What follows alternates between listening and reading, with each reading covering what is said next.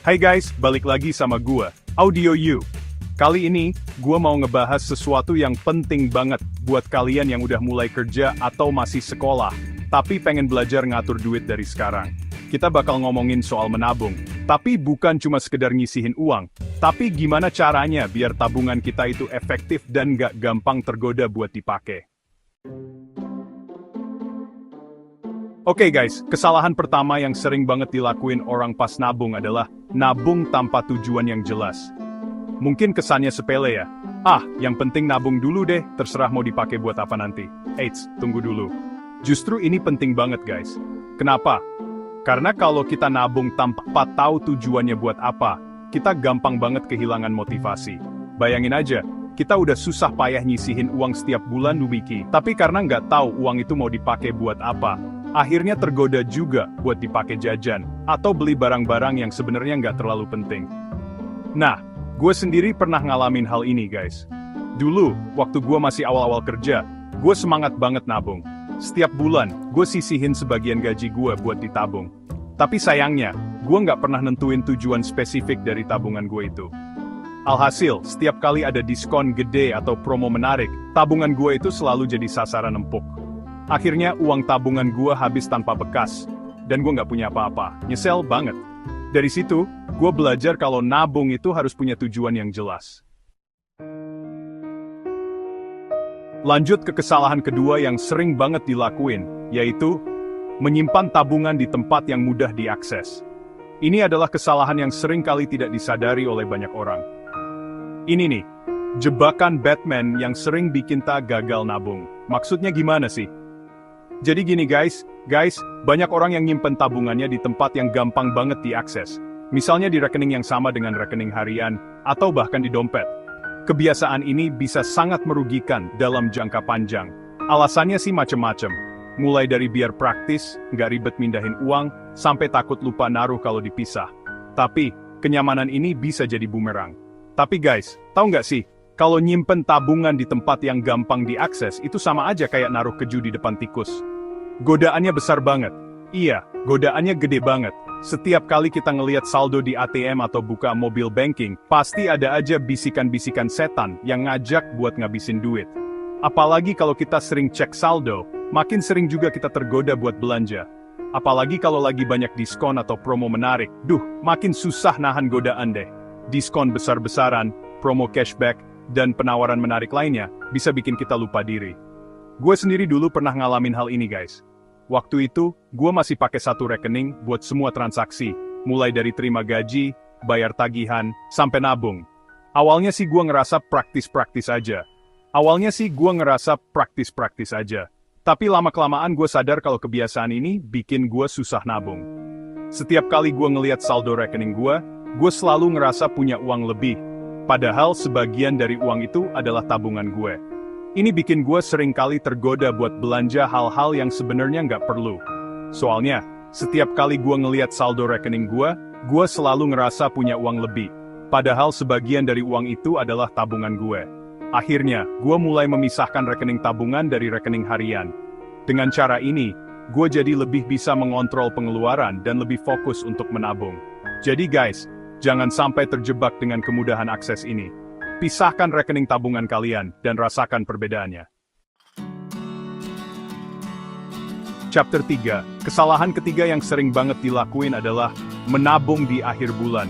Siapa di sini yang masih suka nabung di akhir bulan? Ngaku-ngaku deh. Gue yakin, pasti banyak di antara kalian yang masih ngelakuin kebiasaan ini. Alasannya sih klasik, nanti aja nabungnya, kalau masih ada sisa uang di akhir bulan. Tapi guys, kenyataannya, seringkali nggak ada sisa uang di akhir bulan kan? Selalu aja ada kebutuhan dadakan, mulai dari kondangan temen, beli baju baru, sampai jajan yang nggak terduga. Akhirnya, niat nabung di awal bulan pun gagal total. Nah, gue sendiri dulu juga termasuk penganut paham nabung di akhir bulan ini guys. Gue pikir dengan nabung di akhir bulan, gue bisa lebih leluasa make uang di awal bulan. Tapi ternyata, kebiasaan ini malah bikin gue susah nabung. Soalnya setiap kali gajian, gue selalu ngerasa punya uang banyak, dan bebas make buat apa aja. Akibatnya, pas akhir bulan tiba, uang gue udah menipis.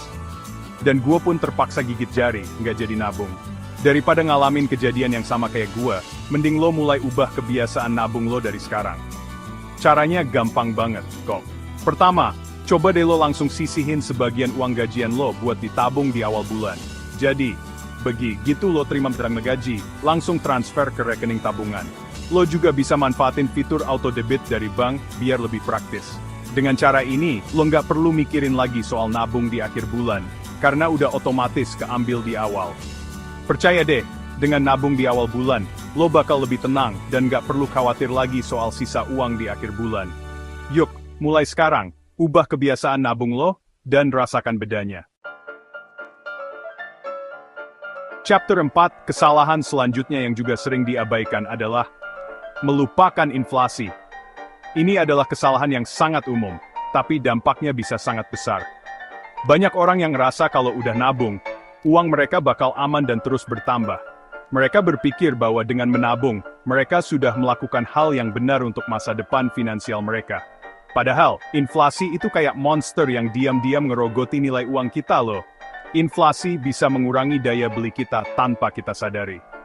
Buat yang belum tahu, inflasi itu adalah kenaikan harga barang dan jasa secara umum. Ini berarti, harga-harga barang yang kita beli sehari-hari akan terus naik seiring waktu. Jadi, uang yang kita punya sekarang, nilainya bakal terus menurun dari waktu ke waktu. Ini artinya, dengan jumlah uang yang sama, kita bisa membeli lebih sedikit barang di masa depan. Misalnya, 10 tahun yang lalu, dengan uang Rp50.000, kita udah bisa makan enak di restoran. Kita bisa menikmati berbagai hidangan dengan harga yang terjangkau. Tapi sekarang, jangankan makan enak, buat beli minuman aja udah nggak cukup. Harga-harga sudah naik begitu tinggi, sehingga uang kita tidak lagi memiliki nilai yang sama. Nah, kalau kita cuma nabung di rekening biasa, nilai uang kita bakal terus tergerus inflasi. Bunga yang kita dapatkan dari tabungan seringkali tidak cukup untuk mengimbangi laju inflasi. Misalnya, kita nabung Rp1.000.000 di rekening dengan bunga 2% per tahun. Meskipun uang kita bertambah, pertambahannya sangat kecil. Padahal, inflasi saat itu mencapai 5%. Artinya, meskipun uang kita bertambah, daya belinya justru berkurang. Artinya, nilai uang kita sebenarnya malah berkurang, bukan bertambah. Terus, gimana dong solusinya? Jangan khawatir, ada beberapa cara untuk melindungi uang kita dari inflasi. Tenang guys, gue punya beberapa tips nih buat ngatasin inflasi. Dengan strategi yang tepat, kita bisa menjaga nilai uang kita tetap stabil. Pertama, lo bisa coba investasi di instrumen yang lebih menguntungkan, kayak emas, properti, atau saham. Investasi ini biasanya memberikan imbal hasil yang lebih tinggi dibandingkan tabungan biasa. Emas biasanya dianggap sebagai safe haven, alias aset yang nilainya cenderung stabil bahkan saat kondisi ekonomi lagi bergejolak. Properti juga bisa menjadi pilihan yang baik karena nilainya cenderung naik seiring waktu. Selain itu, saham bisa memberikan keuntungan yang signifikan jika kita memilih perusahaan yang tepat. Jadi, jangan biarkan inflasi menggerogoti tabunganmu. Mulailah berinvestasi sekarang juga. Chapter 5 dan kesalahan terakhir yang sering banget disepelein adalah tidak memiliki dana darurat. Banyak orang yang langsung fokus nabung buat tujuan jangka panjang, kayak beli rumah atau mobil, tapi lupa nyiapin dana darurat. Padahal, dana darurat itu penting banget guys.